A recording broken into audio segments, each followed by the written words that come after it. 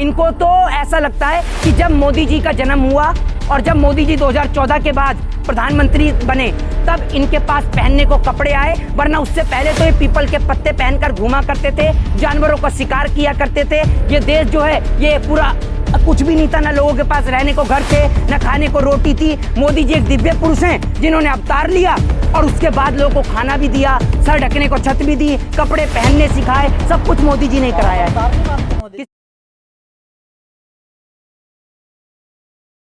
देशभक्ति तो है। अरे देशभक्ति देखिए किस तरीके की देशभक्ति है। तड़ीपार वालों की जब देशभक्ति जागने लग जाए ना, कभी चाय के स्टॉल पे तिरंगा लगाया है?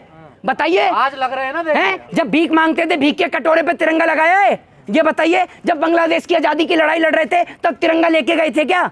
सवाल का जवाब दीजिए। आप हमें बताएंगे कि हम अपनी डीपी पे तिरंगा लगाए नहीं लगाए? आरएसएस वालों की डीपी बताइए, बदलिए। 75 वर्ष हो गए तो अमृत महोत्सव है तो डीपी तो चेंज कर ही सकते हैं। एक बात आप मुझे बताइए, इन 75 वर्ष के दौरान क्या जिन्होंने देश की आजादी के लिए अपना सर्वोच्च न्यौछावर कर दिया, राजगुरु, सुखदेव, भगत सिंह, मौलाना अब्दुल कलाम आजाद, अशफाक उल्लाह खां और देश के वो तमाम क्रांतिकारी जिन्होंने इस देश के लिए अपना सर्वोच्च न्यौछावर कर दिया, क्या उनको शहीद का दर्जा प्रदान है? क्या उनको इस 15 अगस्त के मौके पर या 26 जनवरी के मौके पर याद किया जाता है? ये बताइए आप मुझे। सिर्फ उनको याद किया जाता है वोट बैंक की राजनीति के लिए। हम इस देश के अंदर देशभक्तों को सिर्फ 2 ही दिन याद करते हैं, 15 अगस्त और 26 जनवरी। उनके लिए सारी मूवी दिखाई जाती है देशभक्ति की 15 अगस्त के दिन सारे टीवी चैनल पर। और देश के प्रधानमंत्री जो है वो खड़े होकर जुमलों की बौछार करते हैं, खुलेआम, खुला झूठ। मुंगेरी लाल भी क्या हसीन सपने दिखाता होगा जो नरेंद्र मोदी जी दिखाते हैं, और खुला झूठ करते हैं कि ये करेंगे। उनको क्या कहेंगे जी?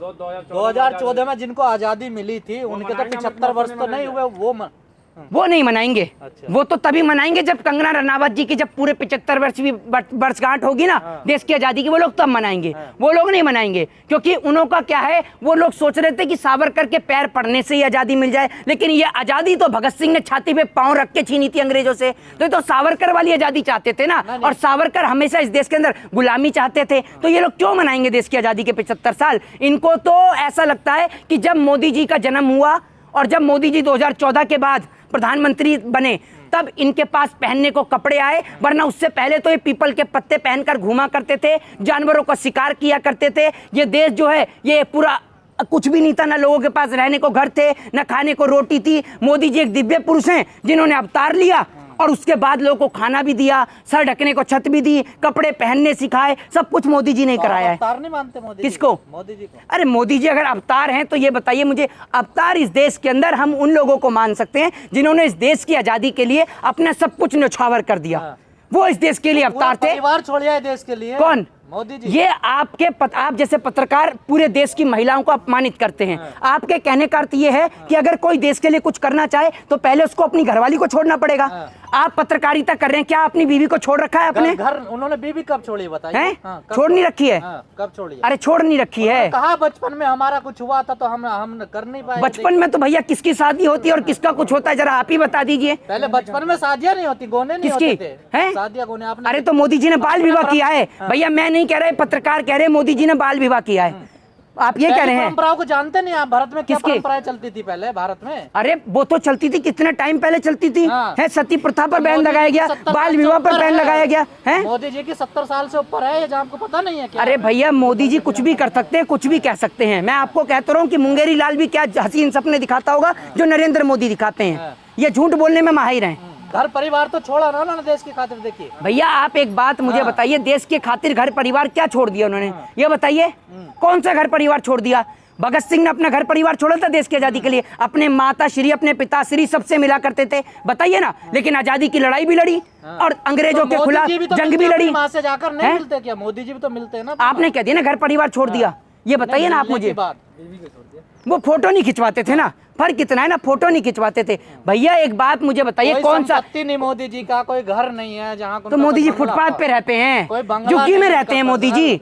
कोई है उनकी प्राइवेट प्रॉपर्टी? किसकी? मोदी जी की। मोदी जी झुग्गी में रहते हैं, तनख्वाह नहीं मिलती देश के प्रधानमंत्री को। घर में रहते हैं वो। किसके लिए? सरकारी घर में रहते हैं। अरे तो भैया प्रधानमंत्री हैं तो सरकारी घर में ही रहेंगे। तो वही जब कह रहे हैं ना। सुन लीजिए, जब सारी जिंदगी घूमने फिरने में और आपने ऐसे ही करके बिता दी तो सीधी सी बात है आप सरकारी आवास में ही रहेंगे। आपका अपना खुद का घर तो होगा नहीं है। उनके घूमने फिरने से बड़ी आपत्ति है। बहुत आपत्ति है। जब इस देश की जनता, सुन लीजिए, जब इस देश की जनता 2 वक्त की रोटी ना खा पाए ना, और देश का प्रधानमंत्री 4 बार कपड़े बदले, तो आपत्ति होनी चाहिए। सुन लीजिए, और मैं तो आज इस देश के ऊपर सोचने को मजबूर हूं कि ये देश वो देश है कि जब ब्रिटिश ईस्ट इंडिया कंपनी ने इस देश के अंदर नमक के ऊपर टैक्स लगा दिया था तो ये देश सड़कों पर उतर गया था। लेकिन आज रोटी से लेकर कपड़े से लेकर तमाम चीजों के ऊपर टैक्स लग गया, लेकिन ये देश गूंगा और बहरा हो चुका है। इस देश के लोग सो चुके हैं। आखिर इसका कारण क्या है? इस देश के अंदर संविधान की धज्जियां उड़ाई जा रही हैं। अभी बाकी सब पूरा देश क्या आप अकेले? पूरा देश जगा हुआ है, लेकिन आप जैसे पत्रकारों की खामोशी इस देश की गुलामी का सबसे बड़ा नतीजा है। ध्यान रखिए, आप जैसे पत्रकार इस देश के अंदर ये प्रमाण देते हैं कि अगर ये देश गुलाम होगा तो उसके जिम्मेदार आप होंगे, क्योंकि आपको पेन, पेंसिल, रबड़, कॉपी और किताब के ऊपर लगता हुआ टैक्स नजर नहीं आता। आपको नजर आती है तो सिर्फ मोदी जी के जो माता श्री के साथ फोटो खींचती हैं वो नजर आती हैं। क्या टैक्स का पैसा है? देश हित में ही लगा रहे हैं। अरे तो गब्बर सिंह क्या घर लेके जाता था? है, गब्बर सिंह का कोई घर परिवार था, लेकिन फिर भी डाका डालता था। आपने पूछा कभी वो किसके लिए डालता था? देश हित में करता था क्या? कौन? ये बताइए आप मुझे। अगर मोदी जी देश हित में कर रहे हैं तो गब्बर सिंह भी देश हित में कर सकता है। सीधी सी बात है। टैक्स का पैसा देश हित में जाता है ना। क्या? अरे टैक्स का पैसा देश हित में तो लग ही नहीं रहा। टैक्स का पैसा तो नेता और मंत्री की घुमाई के लिए लग रहा है। ये नेता मंत्रियों को जो तनख्वाह मिलती है ये हमारे और आपके टैक्स के पैसे से मिलती है, लेकिन हमारा टैक्स का पैसा आपका दलाली का पैसा। ये ध्यान रखिएगा। और आप लोग जो हैं ये 15 अगस्त और 26 जनवरी को अपनी देशभक्ति मत जगाइए। अपने राष्ट्र से, अपने देश से सदैव प्रेम करिए। जय हिंद, जय भारत, वंदे मातरम। नोएडा में मिठाइयाँ बट रही हैं योगी जी के काम को देखकर। वो अपने नेताओं पे भी बुलडोजर चला रहे हैं। देखिए, नेताओं पर बुलडोजर नहीं चला रहे हैं। ये बात तो इस देश के उन तमाम लोगों को समझनी चाहिए जो बड़ा गला फाड़ फाड़ कर सड़क पर लेट लेट कर चिल्ला रहे थे, हिंदुओं की सरकार है, हिंदुओं की सरकार है। देख रहे हैं ना आप किस प्रकार का कांड हो रहा है। जिस प्रकार से भारतीय जनता पार्टी ने विकास दुबे का इस्तेमाल किया, ठीक उसी प्रकार से अब श्रीकांत त्यागी का भी इस्तेमाल जो है वो खत्म हो गया था। इसीलिए उनके घर पे कार्रवाई की गई, वरना इतने दिन से कोई कार्रवाई क्यों नहीं की गई? इस सवाल का आप जवाब दीजिए। हो रहा है।